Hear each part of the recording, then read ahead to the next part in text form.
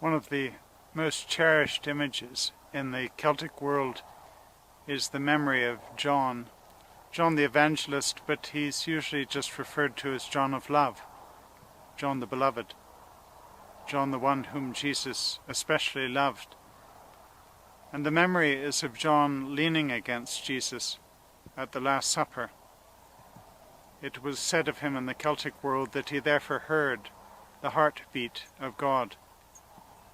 He becomes a symbol of the practice of listening deep within ourselves, listening deep within one another, listening within the body of the earth for the beat of the sacred presence.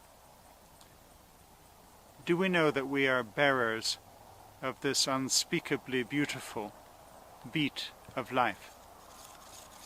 And do we know that we can reverence the heartbeat of God in one another and in the earth?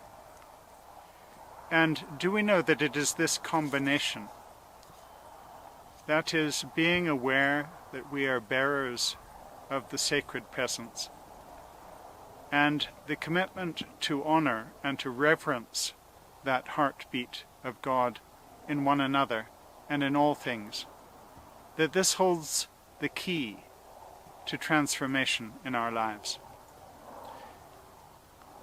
This transformation to new beginnings. When I first published my book, Listening for the Heartbeat of God, years ago, we launched the event, and at the launch I invited an Irish theologian, Donald O'Leary, to speak. Now, one of Donald's great gifts is that he believes we shouldn't just talk about truth, we should experience truth.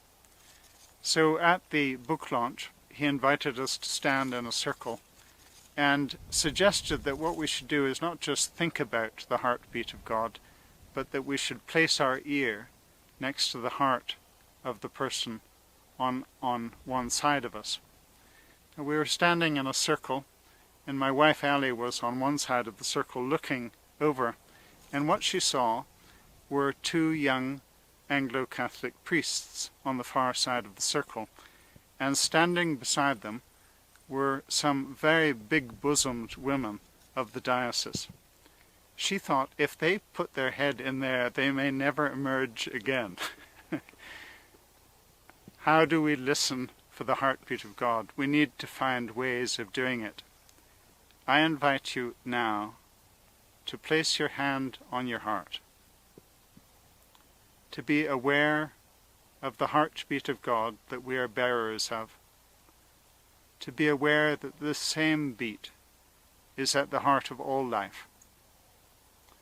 I invite us to listen both within the vastness of the cosmos and within the intimacy of our own souls, and to know that these two ways of listening are really a single posture.